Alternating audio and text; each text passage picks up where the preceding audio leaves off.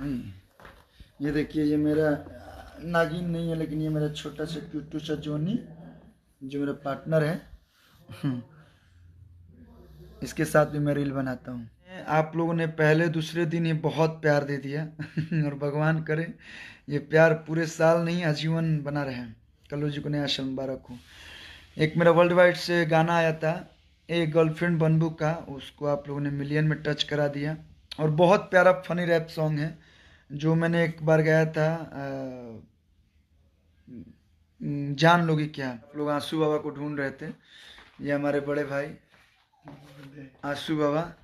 और मैंने birthday wish किया अमित भैया को। अमित भैया आपको बर्थडे विश किया गया लाइव में विश किया। हैप्पी बर्थडे अमित भैया।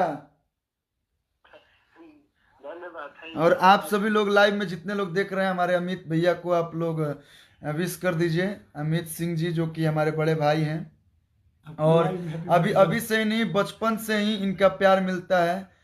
वेब में मैं जब छोटा सा था, और ये भी उस समय छोटे थे।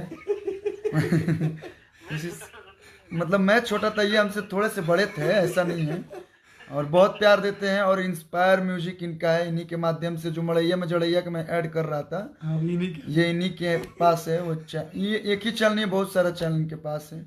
और बहुत अच्छे इंसान है, और कलाकारों को बहुत प्यार देते हैं। दिल से शुक्रिया। हाँ, आप बोलें तो एल्बम और फिल्म ऐसे हमने के लिए आवतराल जी, ये सिलसिला ऐसे ही जारी रही।